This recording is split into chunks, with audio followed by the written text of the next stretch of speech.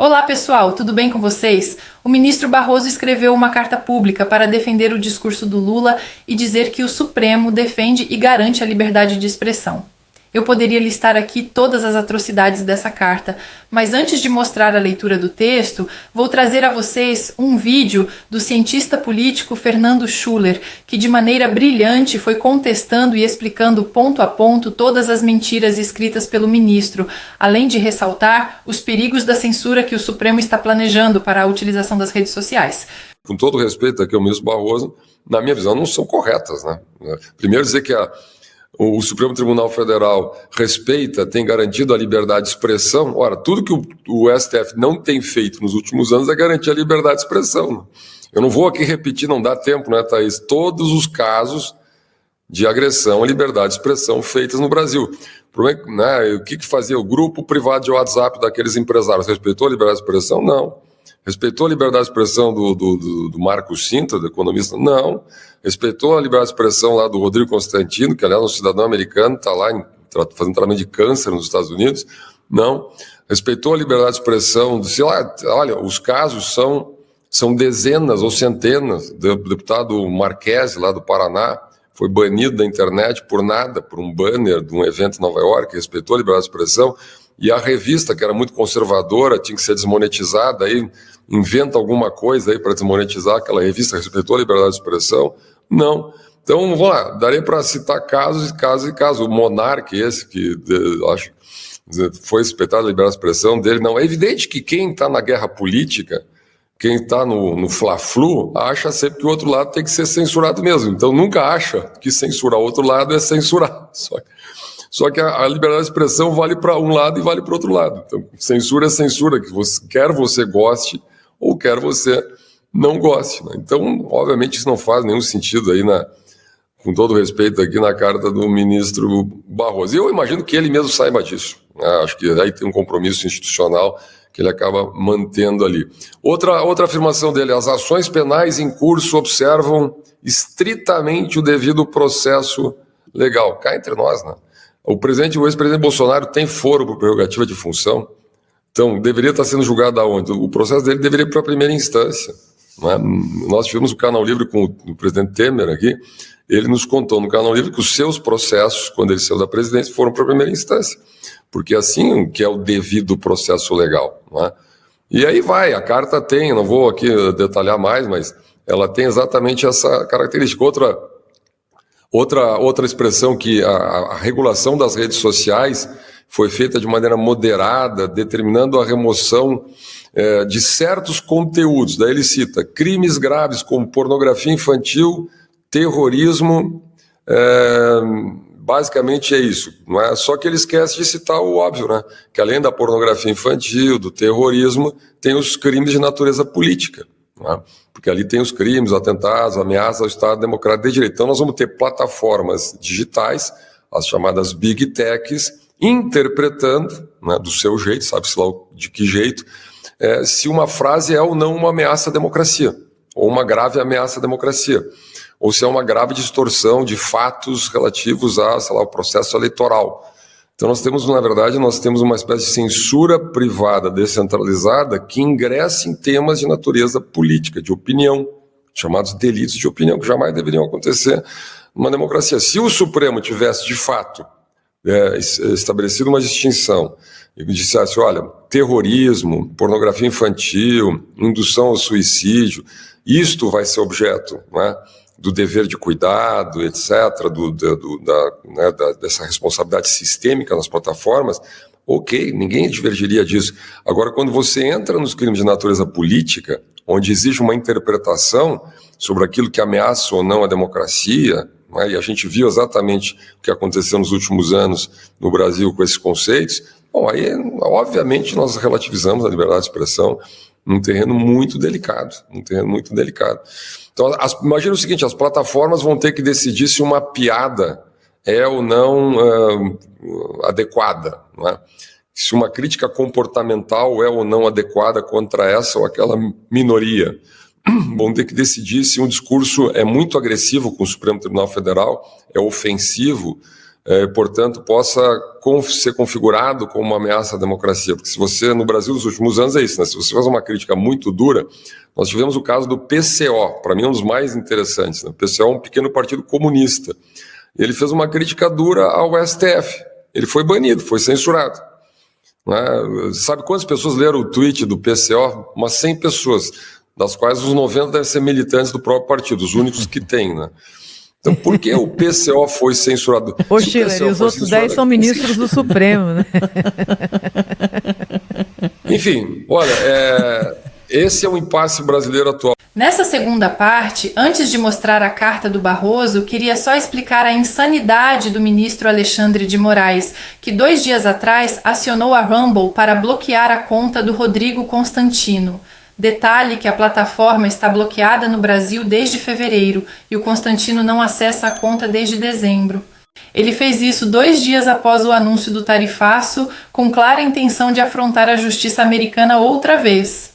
O jurista Walter Maierovitch detonou a decisão do Moraes. Na sequência, já deixa o Otávio bajulando Barroso e a carta do ministro. O segundo ponto, e que a Mariana levantou e que me parece aí tem um conteúdo provocatório, é no sentido de que isso já está fora do ar. Então, essa medida seria inócua, embora o Alexandre peça dados que não foram enviados. Então, se a medida está me parecendo inócua, porque isso já está tudo bloqueado. A lembrar que essa decisão do Moraes, atenção, foi dada 2 dias após o conhecimento da carta enviada ao Lula sobre o tarifaço. Então, tem todo esse componente, me parece que foi uma coisa muito impulsiva.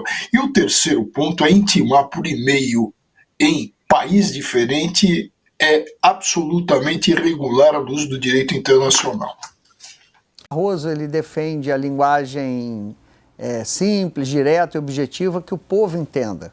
Ele é a grande bandeira. Se não é a grande, é uma das bandeiras dele. Ele, inclusive, se incomoda lá no Supremo quando algum ministro vem com aquele... Floreia demais, né? Com aquela, como o Hélio Gaspari chama, a linguagem de Dona Natasha, a professora lá que não entende.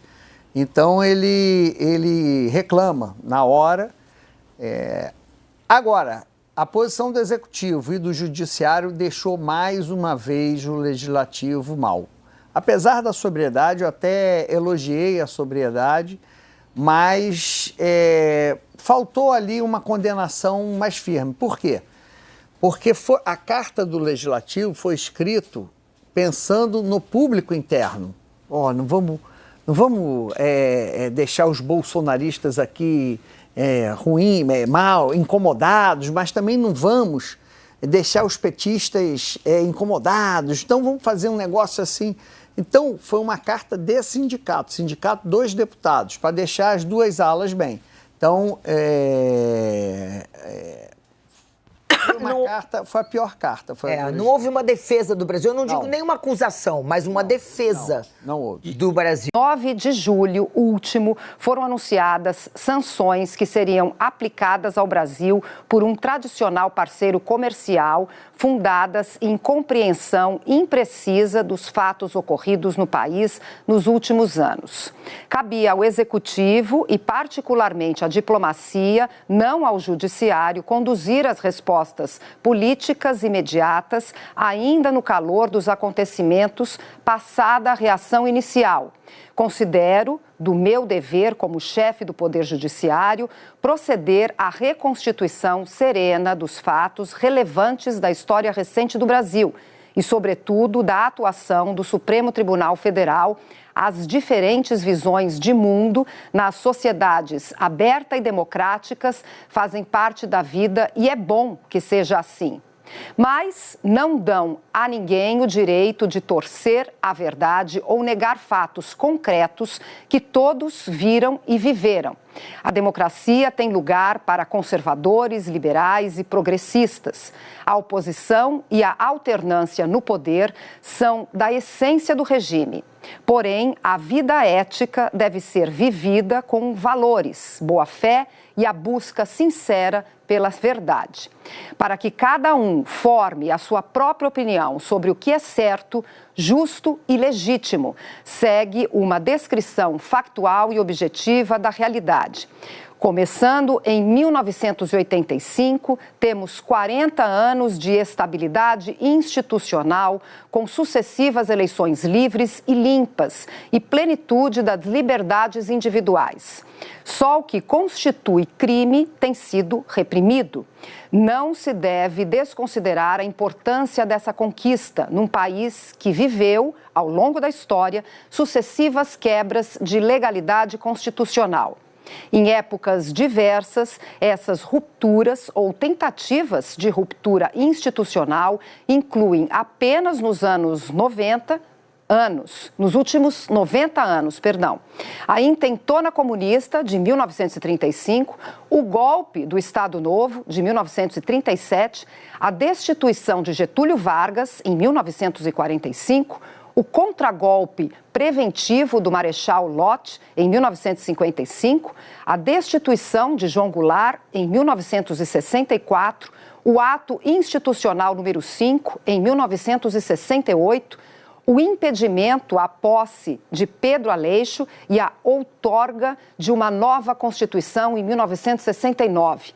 Os anos de chumbo até 1973, o fechamento do Congresso por Geisel em 1977, levamos muito tempo para superar os ciclos do atraso.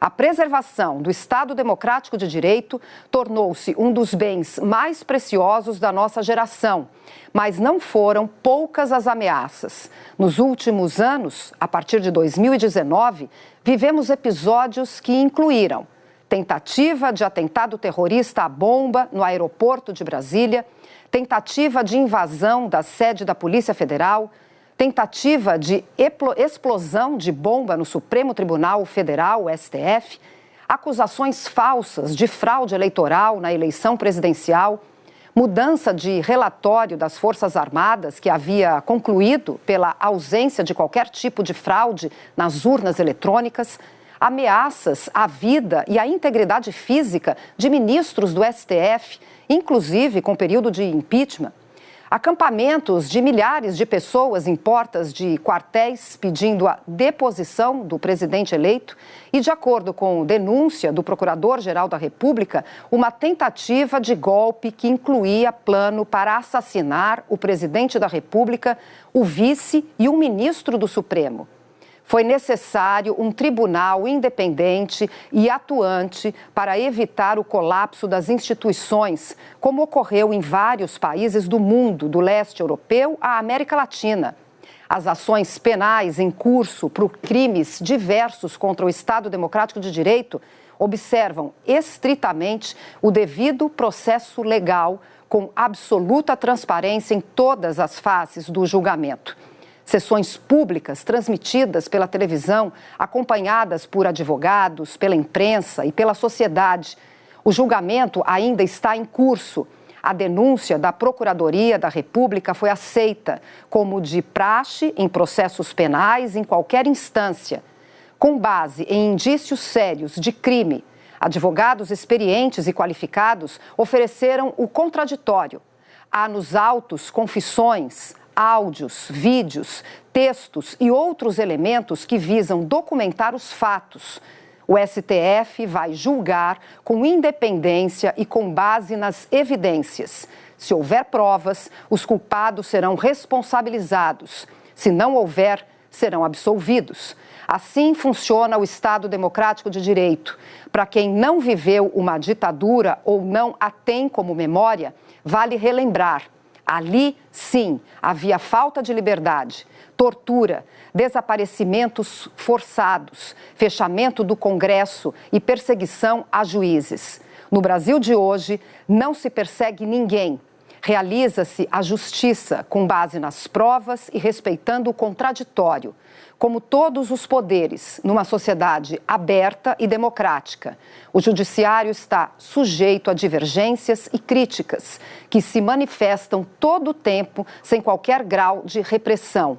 Ao lado das outras instituições, como o Congresso Nacional e o Poder Executivo, o Supremo Tribunal Federal tem desempenhado com sucesso os 3 grandes papéis que lhe cabem: assegurar o governo da maioria, preservar o Estado democrático de direito e proteger os direitos fundamentais.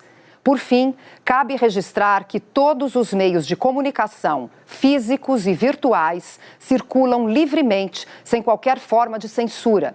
O STF tem protegido firmemente o direito à livre expressão. Entre outras decisões, declarou inconstitucionais a antiga lei de imprensa, editada no regime militar.